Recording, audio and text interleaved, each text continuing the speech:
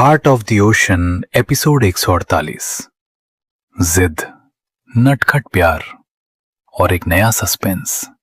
अस्पताल, वेदिका का गुस्सा और विकी की बेशर्मी।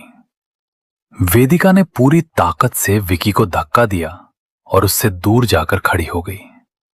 वो कांपते हाथों से अपने होठों को साफ कर रही थी और उसका चेहरा गुस्से से तमतमाकर लाल हो चुका था। उसने आगने नजरों से विकी को घूरा, जो बहुत ही शांत और बेपरवाह निगाहों से उसे ही देख रहा था, जैसे अभी अभी हुए उस हादसे से उसे जरा भी फर्क ही न पड़ा हो। विकी के चेहरे पर पसरे उस शांत भाव को देखकर वेदिका का पारा और चढ़ गया। उसने विकी की तरफ उंगली उठाते हुए कड़क आवाज में कहा, तुम्हें अच्छे से देख लूंगी। तुम्हारी हिम्मत कैसे हुई मुझे इस तरह किस करने की? विकी ने प्लास्टर बंधे अपने जख्मी हाथ को धीरे से संभाला और होठों पर एक कातिलाना मुस्कान लाते हुए कहा, मैं ये साबित करने के लिए कि मुझ में कितनी हिम्मत है, ऐसा एक बार और करके दिखा सकता हूं। उसकी इस ढीठ और बेशर्मी भरी बात को सुनते ही वेदिका का सब्र जवाब दे गया। उसने झटके से अपनी सर्विस रिवॉल्वर निकाली और सीधे विकी के माथे पर पॉइंट करते हुए चीखी, I will kill you Vicky. बंदूक की नाल अपनी तरफ देखकर भी जरा सा भी नहीं घबराया। उसने वेदिका की भूरी आंखों में आंखें डालकर चुनौती भरे लहजे में कहा, ठीक है, तो मार दो गोली, शूट मी। मैं भी देखना चाहता हूं कि मिस वेदिका राठौर में कितनी हिम्मत है। क्या वो सरकार से मिली इस लाइसेंसी बंदूक से किसी निहत्थे इंसान को गोली मार सकती है? वो भी तब जब उस इंसान की कोई गलती ही ना हो। विकी के इस तीखे सवाल का वेदिका के पास कोई जवाब नहीं था। ना चाहते हुए भी उसे अपनी गन नीचे करनी पड़ी। उसने गुस्से में टेबल से अपना रजिस्टर उठाया, पैर पटकते हुए वार्ड से बाहर निकली और दरवाजा धड़ाम से बंद कर दिया। दरवाजा बंद होते ही विकी की उंगलियां धीरे से अपने होठों पर चली गईं और उसके चेहरे पर एक बहुत ही रहस्यमयी और नटखट मुस्कुराहट तैर गई। दिल्ली यूनिवर्सिटी गुड बाय किस। दूसरी तरफ दिल्ली यूनिवर्सिटी के बाहर श्लोक की आलीशान कार आकर रुकी। आकांक्षा कार में बैठी खिड़की के बाहर कैंपस में जाते हुए स्टूडेंट्स को देख रही थी। उसने अपना सिर घुमाकर श्लोक की तरफ देखा और कहा, ठीक है डॉक्टर साहब, तो मैं अब जा रही हूं। आप शाम को मुझे लेने मत आइएगा, मैं विद्या और भक्ति के साथ आ जाऊंगी। श्लोक ने तुरंत उसका हाथ थामकर उसे अपनी तरफ खींचा और उसकी आंखों में झांकते हुए कहा, तो क्या मुझे मेरा गुड बाय नहीं मिलेगा? आकांक्षा ने उलझन में पड़कर उसकी तरफ देखा और सीधे सादे अंदाज में बोली, अच्छा ठीक है, गुड बाय। श्लोक ने एक लंबी आह भरी और मुस्कुराते हुए फुसफुसाया, मेरी ये छोटी सी चूहिया कब समझदार होगी। ये कहते हुए उसने अपना एक हाथ आकांक्षा की गर्दन के पीछे रखा, उसे अपनी तरफ खींचा और सीधे उसके गुलाबी होठों पर अपने होंठ रख दिए। आकांक्षा हैरान होकर बड़ी बड़ी आंखों से श्लोक का चेहरा देख रही थी, जो उसकी आंखों के एकदम करीब था। श्लोक ने प्यार से अपना दूसरा हाथ उसकी आंखों पर रख दिया और उसकी पलकों को ढंकते हुए अपनी उस मखमली किस को जारी रखा। काफी देर बाद जब श्लोक उससे अलग हुआ तो आकांक्षा गहरी गहरी सांसें लेती हुई उसे ही देख रही थी। उसके जो होंठ पहले हल्के गुलाबी थे, श्लोक के इस जुनूनी चुंबन के कारण अब लाल सुर्ख हो चुके थे। श्लोक ने अपनी अंगूठे से उसके होंठों को सहलाते हुए शरारत से कहा, इसे गुड बाय किस कहते हैं वाइफी, जो आपको अपने हबी को देनी चाहिए जब भी आप कहीं जाएं या मैं कहीं जाऊं। श्लोक की इतनी बेबाक बातें सुनकर आकांक्षा के गाल शर्म से लाल पड़ गए। उसने तुरंत अपना चेहरा दूसरी तरफ घुमाया और झेपते हुए बोली, अगर आपका ड्रामा हो गया हो तो क्या अब मैं जा सकती हूं? यह कहकर उसने श्लोक के जवाब का इंतजार किए बिना झट से कार का दरवाजा खोला और दौड़कर यूनिवर्सिटी कैंपस के अंदर चली गई। कंपनी सारा की संदिग्ध हरकत और श्लोक का गुस्सा श्लोक अपनी कार के शीशे से मुस्कुराते हुए उसे अंदर जाते देखता रहा। आकांक्षा के जाने के बाद उसने कार स्टार्ट की और अपनी कंपनी की तरफ निकल गया। कंपनी पहुंचने के बाद वो सीधे अपने पर्सनल कैबिन की तरफ बढ़ा, पर जैसे ही उसने कैबिन का दरवाजा खोला उसने देखा कि सारा पहले से ही अंदर बैठकर उसका इंतजार कर रही थी। बिना उसकी इजाजत के किसी को अपने कैबिन में बैठा देखकर श्लोक के माथे पर त्योरियां चढ़ गईं। उसकी आंखें छोटी हो गईं और उसने बेहद सख्त और कड़क आवाज में पूछा, तुम किसकी परमिशन से यहां अंदर बैठी हो सारा? जो बहुत ध्यान से श्लोक के कैबिन की चीजों को ताक रही थी और शायद कुछ ढूंढने की कोशिश कर रही थी, श्लोक की उस दहाड़ जैसी आवाज को सुनकर चौंक गई और घबरा गई। उसने जल्दी से खुद को संभाला और हकलाते हुए बोली, गुड आफ्टरनून सर। हमारी एक मीटिंग थी जिसकी फाइल आपके कैबिन में रखी थी। मिस्टर देव किसी काम से बाहर गए हैं, जिस वजह से मुझे खुद फाइल लेने यहां आना पड़ा। ये कहते हुए उसने अपने हाथ में पकड़ी नीले रंग की फाइल श्लोक को दिखाई। श्लोक ने एक ठंडी नजर उस फाइल पर डाली और दरवाजे की तरफ इशारा करते हुए रूखे स्वर में कहा, फाइल मिल गई, अब बाहर जाओ। श्लोक को बिल्कुल पसंद नहीं था कि उसकी अनुपस्थिति में कोई भी उसके कैबिन में पैर रखे, क्योंकि वहां ऐसी कई गुप्त चीजें और दस्तावेज थे जिन्हें दुनिया की नजरों से दूर रखना ही उसके और उसकी पहचान के लिए सुरक्षित था। जलन की साजिश और अनकहा दर्द, कंपनी सारा की जलन और खौफनाक साजिश। सारा ने अपने एक हाथ की मुट्ठी कसकर भींच रखी थी। उसकी टकटकी सीधे श्लोक के होठों पर टिकी हुई थी, जिन्हें देखकर यह अंदाजा लगाना बिल्कुल मुश्किल नहीं था कि उसने अभी अभी क्या किया है। श्लोक के होठों पर हल्की सी पिंक लिपस्टिक का निशान साफ चमक रहा था, जो चीख चीख कर बता रहा था कि वो अभी अभी किसी को किस करके आ रहा है। ये सोचते ही कि जिस लड़की को श्लोक ने चूमता है वो कोई और है, सारा के दिल में जलन की आग भड़क उठी। उसकी नजरों के सामने बार बार आकांक्षा का चेहरा उभर रहा था। उसने श्लोक से एक बार फिर औपचारिकता के लिए माफी मांगी और भारी कदमों से उसके कैबिन से बाहर निकल रही। कैबिन से निकलते ही उसने तुरंत अपना फोन निकाला, एक अनजान नंबर डायल किया और सड़ते हुए स्वर में पूछा, क्या तुमने वो काम कर दिया?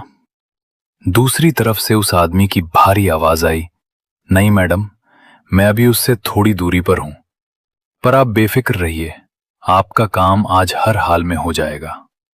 सारा ने गुस्से से दांत बींचते हुए कहा, बेहतर होगा कि तुम अपना काम आज ही पूरा कर दो, वरना अपने पैसों का सपना भूल जाना। यह कहकर उसने झटके से कॉल काट दिया। जंगल वाला घर देखभाल, झिझक और सुकून का एहसास। दूसरी तरफ जंगल वाले रहस्यमयी घर के लिविंग एरिया में आरुषि सोफे पर बैठे प्रशांत की तरफ देख रही थी, जो न जाने कब से लगातार छींके जा रहा था। उसने अपने हाथ में पकड़ा तौलिया उसकी तरफ बढ़ाते हुए बहुत ही नरमी से कहा, अपने बाल पोंछ लीजिए, वरना आपको सर्दी लग सकती है। प्रशांत ने जैसे ही तौलिया पकड़ने के लिए अपना हाथ आगे बढ़ाया, उसे फिर से एक तेज छींक आ गई। उसने तौलिया छोड़कर तुरंत अपने दोनों हाथ अपनी नाक पर रख लिए। वो बार बार टिश्यू पेपर से अपनी बहती नाक साफ कर रहा था। आरुषि ने थोड़ी झिझक के साथ खुद आगे बढ़कर अपने हाथों से प्रशांत के गीले बालों को सुखाना शुरू कर दिया। प्रशांत ने एक नजर उठाकर आरुषि की तरफ देखा और बिना कुछ कहे चुपचाप सोफे पर बैठा रहा। उसके दिमाग में अभी थोड़ी देर पहले के वो खूबसूरत पल घूम रहे थे, जो उसने गार्डन में आरुषि के साथ पानी में भीगते हुए बिताए थे। अपनी पूरी जिंदगी में पहली बार वो इस तरह खुलकर हंसा था। आज उसे पहली बार एहसास हुआ था कि बेफिक्र होकर हंसना आखिर होता क्या है, और यह सब सिर्फ उसके पीछे खड़ी इस नाजुक सी लड़की की वजह से हुआ था। यह सोचते ही प्रशांत के होठों पर एक बहुत ही धीमी और मीठी मुस्कुराहट आ गई। उसने अचानक आरुषि का हाथ पकड़ा, उसे हल्के से घुमाया और अपने पास सोफे पर बिठा लिया। आरुषि जो खुद भी थोड़ी देर पहले बिताए उन खुशनुमा पलों के बारे में ही सोच रही थी, प्रशांत के इस तरह अचानक खींचने से हक्के बक्के रह गई। वो अपनी बड़ी बड़ी आंखों से हड़बड़ा कर उसे देखने लगी। दोनों इस वक्त एक दूसरे के बेहद करीब बैठे थे, इतनी करीब कि उनकी गर्म सांसें एक दूसरे के चेहरों से टकरा रही थीं। आरुषि के गीले रेशमी बाल बहकर उसके चेहरे पर आ रहे थे। प्रशांत ने नजाकत से अपना एक हाथ उठाया और उन बालों को प्यार से समेटकर उसके कान के पीछे कर दिया। कड़वी हकीकत और एक नई आस, प्रशांत की सख्त और गर्म उंगलियों का स्पर्श अपने गालों पर महसूस होते ही आरुषि सिहर उठी। उसका शरीर अपने आप थोड़ा पीछे की तरफ खिसकने लगा। ये देखकर कि उसके पास बैठी लड़की उससे दूर भागने की कोशिश कर रही है, प्रशांत के अंदर का पॉजेसिव राक्षस जाग उठा। उसे गुस्सा आ गया।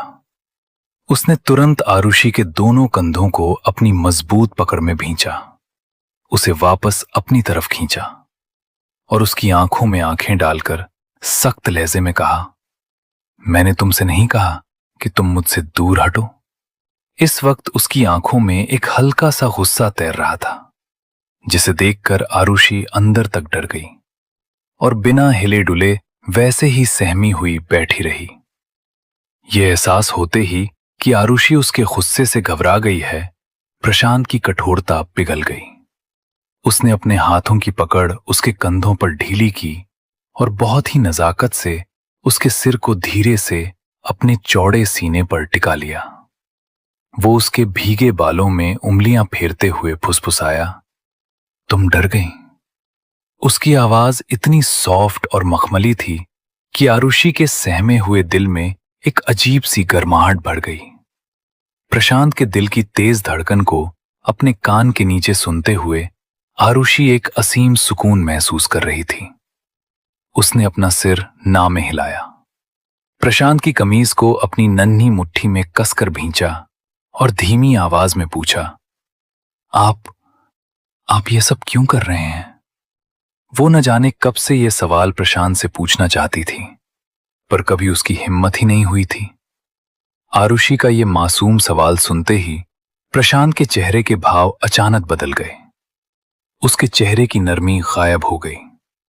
काफी देर तक कुछ सोचने के बाद उसने बहुत ही ठंडे लहजे में कहा, क्योंकि तुम मेरी हो, मैंने तुम्हें खरीदा है, परचेज किया है। आरुषि जो अपने मन में प्यार के सुनहरे ख्वाब बुनने लगी थी, प्रशांत के इन कड़वे शब्दों को सुनते ही उसका मासूम चेहरा मुरझा गया।